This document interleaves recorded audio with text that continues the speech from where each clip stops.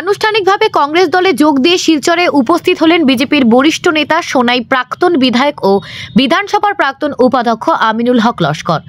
রবিবার কুম্ভীরগ্রাম বিমানবন্দর থেকে শিলচর জেলা কংগ্রেস কার্যালয়ে পৌঁছে সম্বর্ধনার জোয়ারে ভাসলেন আমিনুল হক লস্কর।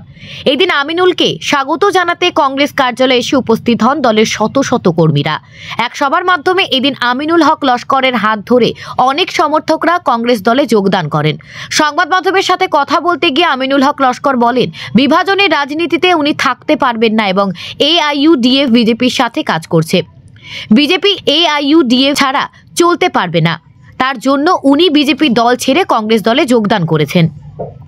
কিছুদিন পূর্বে মন্ত্রী পীযূষ হাজারিকা বলেছিলেন আমিনুল হক লস্কর মাইনরিটির চেয়ারম্যান পদ ছেড়ে দেওয়ার জন্য, কারণ উনি বিজেপি ছেড়ে কংগ্রেস দলে যোগদান করেছেন। তার জন্য আমিনুল হক লস্কর মন্ত্রী পীযূষ হাজারিকা ও মুখ্যমন্ত্রীকে জানান। আগে করিমগঞ্জে কমলাক্ষ দে পুরকায়স্থ ও সিদ্দিক আহমেদকে বলেন তারা যেন তাদের কংগ্রেসের মেম্বার পদ থেকে সরে যান। তারপর আমিনুল হক লস্কর ওনার পদ থেকে সঙ্গে সঙ্গে সরে যাবেন। যারা সিন্ডিকেটের সাথে জড়িত তারাই মুখ্যমন্ত্রী হিমন্ত বিশ্ব শর্মা শরণাপন্ন হবেন এবং বিজেপি ক্ষমতার লোভে রাজনীতি করে তার জন্য বিজেপি ছেড়ে কংগ্রেস বলে যোগদান করেছেন বলে জানান তিনি আরো বলেন আগামী দিনে বিজেপি শেষ হয়ে যাবে, তারপর কংগ্রেস সরকার গঠন করবে আগামী লোকসভা নির্বাচনে। আগামী লোকসভা নির্বাচনে প্রার্থী পরিমল শুক্লবৈদ্য একজন ব্যর্থ মন্ত্রী ছিলেন, তাই কংগ্রেসের প্রার্থী সূর্যকান্ত সরকার পরিমল শুক্লবৈদ্যকে পরাজয় করে 2 লক্ষ ভোটে জয়ী হবেন বলে আশা ব্যক্ত করেন আমিনুল হক লস্কর। ব্যুরো রিপোর্ট, জনমত টিভি। আপুনি প্ৰথমবাৰৰ বাবে শিলচৰ ইন্দিৰা ভৱনত পদাৰ্পণ কৰিলে কংগ্ৰেছৰ যোগদানৰ পাছত। ইমান দিন আপোনাৰ মুখত শুনিছিলোঁ কংগ্ৰেছৰ বিৰোধী শব্দবিলাক, আৰু আজি কংগ্ৰেছত যোগ দিছে। চাওক, আমি 2001ত আমি সোনাইত সমষ্টিত ইলেকশ্যন লৰিছিলোঁ। তেতিয়া বিজেপিৰ লগত আমাৰ এলায়েন্স আছিলে, আৰু 2001ৰ পৰা 2024ৰ 19 মাৰ্চ পৰ্যন্ত আমাৰ বিজেপিৰ লগত এটা সম্পৰ্ক আছিল।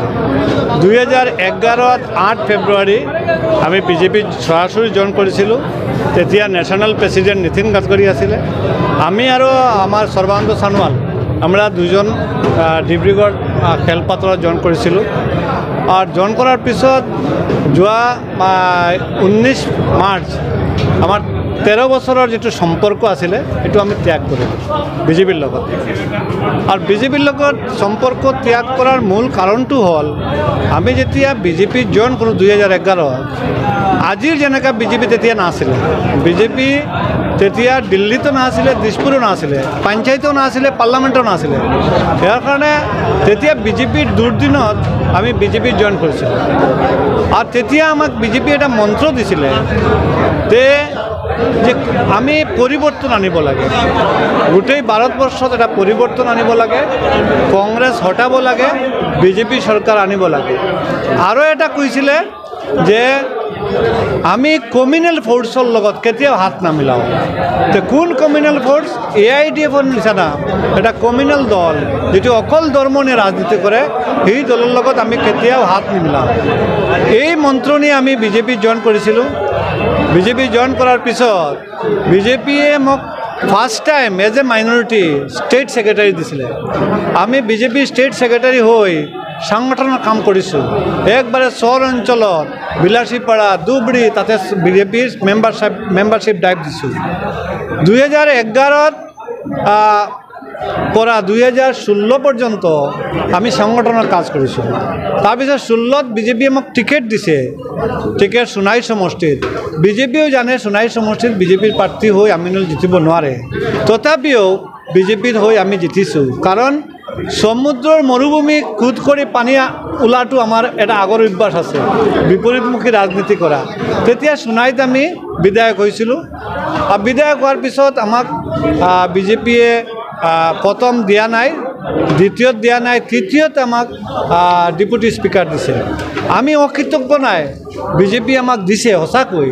কিন্তু বিজেপিয়ে যেতিয়া আগৰ মন্ত্ৰৰ পৰা এইটো পৰিৱৰ্তন হৈছে, বিজেপিৰ কাৰেক্টাৰটো এতিয়া পৰিৱৰ্তন হৈছে। আগতে যিটো দলক কৈছিলে কমিউনেল দল AIDF, এই দলৰ লৈ বিজেপিয়ে এখন এনেকৈ এটা সম্পৰ্ক চিকিৰ অপিট হপিট এনেকৈ নিচিনা হৈছে। ইয়াৰ কাৰণে দেখিছোঁ আমি যে আমি যেটো কৰিব লগা হৈছে এই কামটো AIDFৰ বিধায়কবিলাক কৰি আছে।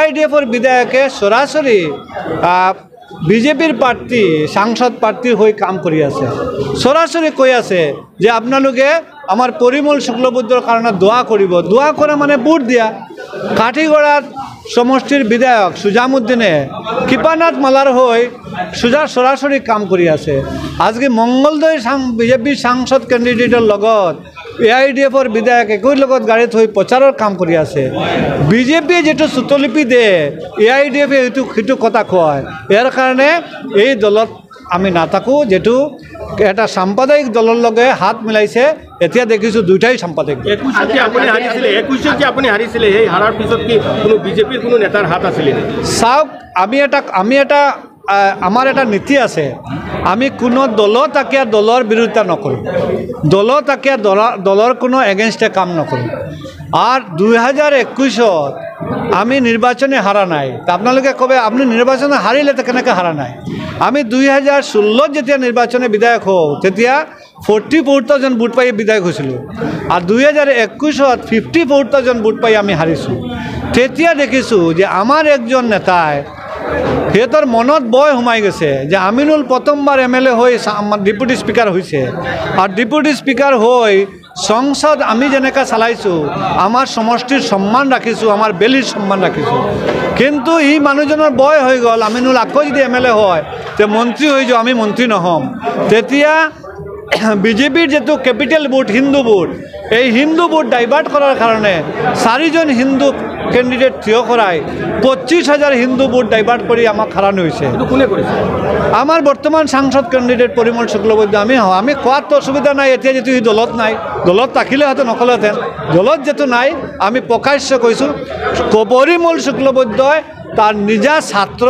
আশিস হালদারক থিয় করাই আমাক ইলেকশনে হারাইছে যেতিয়া আমাক ইলেকশনে হারাইছে আমি প্রতিশোধ লব লাগে রাজনীতিত প্রতিশোধ লওয়া এমন বড় অপরাধ নাই রাজনীতিতে প্রতিশোধ লওয়া এমন বড় অপরাধ ব্যক্তিগতভাবে প্রতিশোধ লওয়া অপরাধ রাজনীতিত প্রতিশোধ লওয়া অপরাধ নাই যি মানুহজনে আমাক হারাইছে কুচক্রান্ত করি আর এই মানুহজনের হয়ে আমি প্রচারত নাযাও বলি আমি বিজেপি ত্যাগ করিলো আর সিহঁতৰ বিৰুদ্ধে আমি কাম কৰি আচ্ছা বিজেপিয়ে দাবি কৰেছে পৰিমল শুক্লবৈদ্য 2ৰ পৰা 2.5 লাখ ভোটত শিলচৰ সমষ্টিৰ পৰা জয়লাভ কৰিব কিন্তু আপনি কেনেকুৱা দেখে বা আপনি কি পৰিমল শুক্লবৈদ্য আপনালোকে জানে সব মানুহে কয় যে দলাইৰ মন্ত্রী যিজন মানুহ 8 বছর মন্ত্রী আছিলে কেতিয়াও কোনো সমষ্টিত যাই মিটিং করা নাই এবার এজন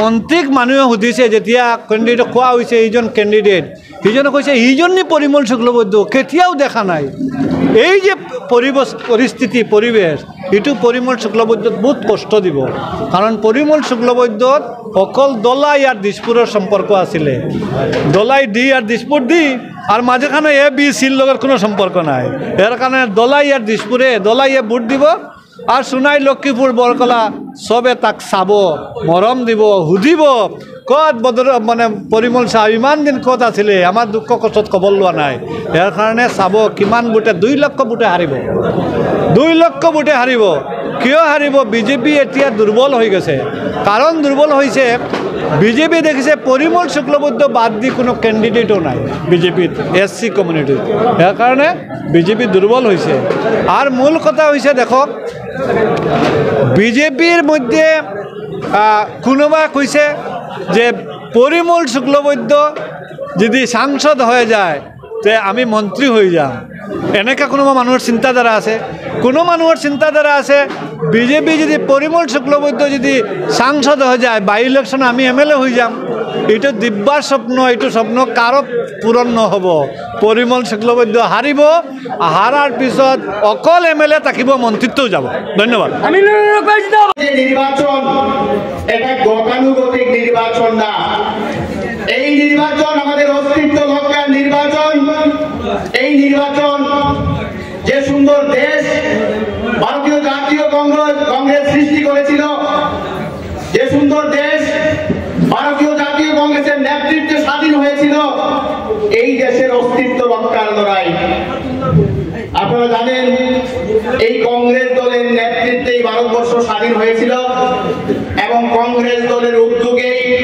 ডক্টর ভীমরাও রামজি আম্বেদকরের নেতৃত্বে বিশ্ব সমৃদ্ধ যে সংবিধান রচনা করা হয়েছিল যে সংবিধান ছিল সম্পূর্ণ ধর্ম নিরপেক্ষ সংবিধান, এবং এই সংবিধানের দ্বারা পরিচালিত হয়ে একটা সুন্দর ভারত আমরা দেখতে পেরেছিলাম। আজকের দিনে এই সুন্দর ভারত ধ্বংস হওয়ার পথে, এই যে সুন্দর সংবিধান, এই সংবিধান ধ্বংস করার পথে, এই সংবিধান প্রদত্ত যে গণতন্ত্র, এই গণতন্ত্র ধ্বংস করার পথে। তাই বলছি বন্ধুগণ, এইবারে নির্বাচন আপনারা ভোট করবি না, কংগ্রেস করবি না, আপনারা এক একজন সৈনিক।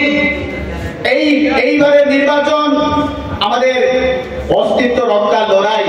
আপনারা প্রত্যেকজন সৈনিক হিসাবে চলুন আমরা এই নির্বাচনে জয়ী হয়ে ভারতবর্ষের যে ঐতিহ্য, সেই ঐতিহ্যকে আমরা ধরে রাখার চেষ্টা করি। আমাদের এবারে লড়াই এই বর্তমান স্বৈরাচারী সরকারের অন্যায়ের বিরুদ্ধে লড়াই, আমাদের এইবারের লড়াই এই বর্তমান সরকারের মিথ্যাচারের বিরুদ্ধে লড়াই। অন্যায় কি করেছে আপনারা দেখেছেন, মিথ্যাচার কি করেছে আপনারা দেখেছেন। গত দুইবারের মোদী সরকারে যে প্রতিশ্রুতি ছিল